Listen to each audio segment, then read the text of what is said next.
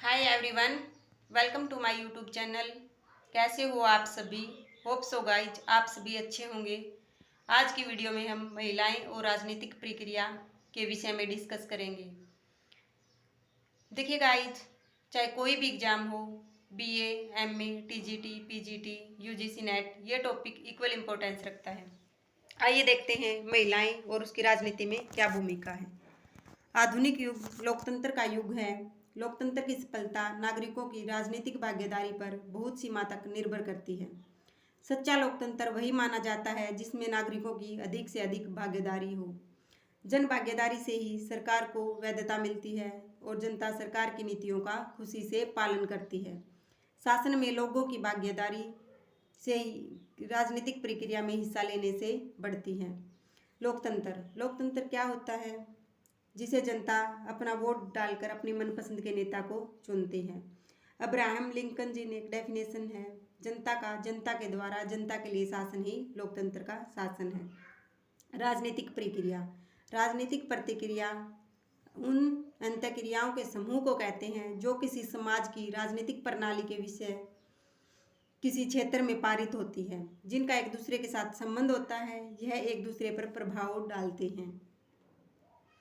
अतः एक राजनीतिक व्यवस्था के अंदर अनेक प्रकार की राजनीतिक प्रक्रियाएं होती हैं। 20वीं शताब्दी से पहले क्या होता था गाइज?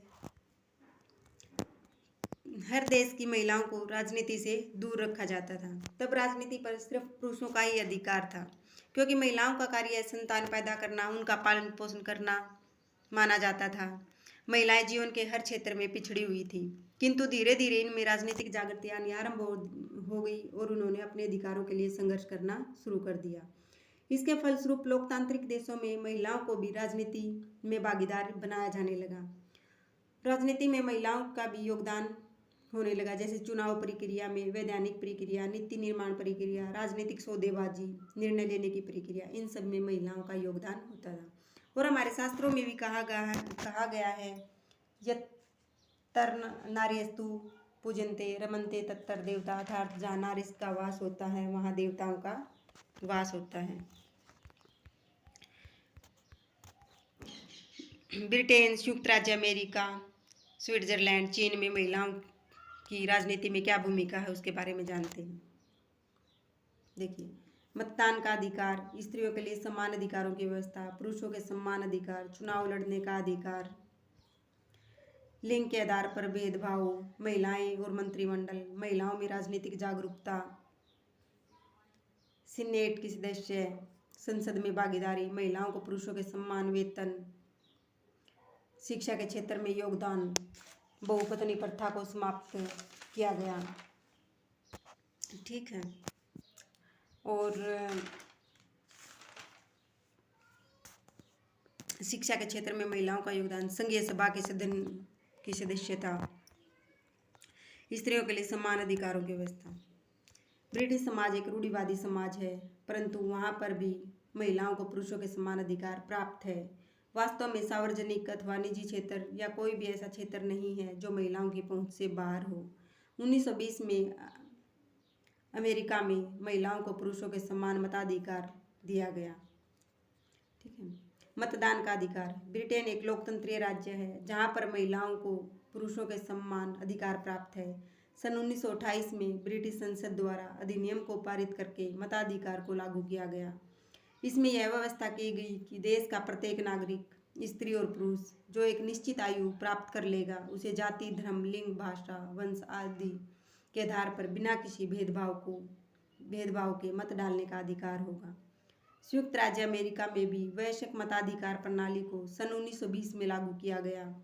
वहाँ पर 18 वर्ष की आयु पूरी करने पर प्रत्येक नागरिक को बिना किसी भेदभाव के मत डालने का अधिकार होगा। 1928 में ब्रिटेन में अधिकार दिया गया मत डालने का महिलाओं को। ठीक है। और 1920 में अमेरिका में दिया गया। 1920 में अमेरिका में, और हमारे भारत में आज़ादी के तुरंत बाद महिलाओं को मत डालने का अधिकार दिया गया। चुनाव लड़ने का अधिकार, ब्रिटेन में महिलाओं को पुरुषों के समान ही 21 वर्ष पूरी हो जाने पर चुनाव लड़ने का अधिकार मिल जाता है। अमेरिका में भी महिलाओं को पुरुषों के समान ही चुनाव लड़ने का अधिकार है। प्रतिनिधि सदस्य का चुनाव लड़ने के लिए तो कम से कम 25 वर्ष की आयु सीमा निश्चित की गई है और सीनेट का सदस्य का चुनाव लड़ने के लिए कम से कम आयु सीमा 30 वर्ष की गई है। इसके अतिरिक्त चुनाव लड़ने वाले उम्मीदवार के लिए उस राज्य का नागरिक होना अनिवार्य है जहां पर वह चुनाव लड़ना चाहता है। कोई भी महिला जो इन शर्तों को पूरी करती है पुरुषों के समान ही चुनाव में उम्मीदवार के रूप में खड़ी हो सकती है।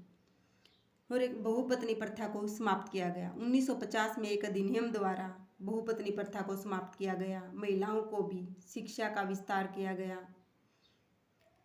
महिलाएं को सरकारी नौकरियों में पुरुषों के समान भागीदारी प्रदान की गई। महिलाएं और मंत्रिमंडल। ब्रिटेन में मंत्रिमंडल का निर्माण करते समय प्रधानमंत्री द्वारा महिलाओं को पर्याप्त प्रतिनिधित्व दिया जाता है। महिलाओं में भी स्थानीय स्तर से लेकर उच्चतम स्तर की कार्यपालिका में महिलाओं को पर्याप्त स्थान दिया गया है। महिलाओं में राजनीतिक जागरूकता। ब्रिटेन विश्व का सबसे पुराना लोकतंत्र है जिसमें ब्रिटिश महिलाओं को अपने अधिकारों के प्रति जागरूकता रही है। प्रथम विश्व युद्ध के बाद महिलाओं ने राजनीतिक अधिकारों की मांग जोर शोर से उठानी शुरू कर दी, जिसके परिणाम स्वरूप 1928 में महिलाओं को मतदान का अधिकार दिया गया। लिंग के आधार पर भेदभाव।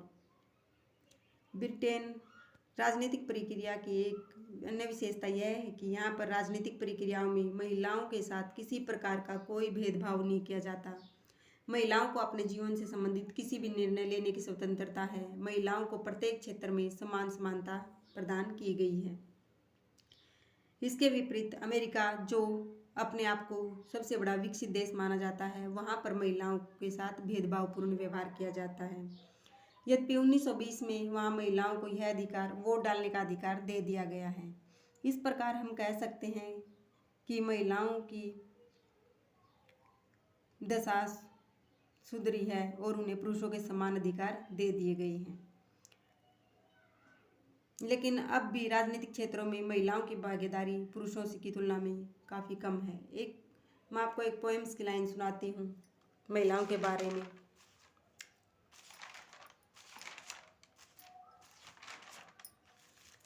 देखिए, देश की वीरांगनाएं भी वीरों से कम नहीं, मर मिटी है देश पर तनिक भी उनको गम नहीं। राष्ट्र के निर्माण में योगदान उनका कम नहीं, आज भी है कल भी होगा, उनको किसी का डर नहीं।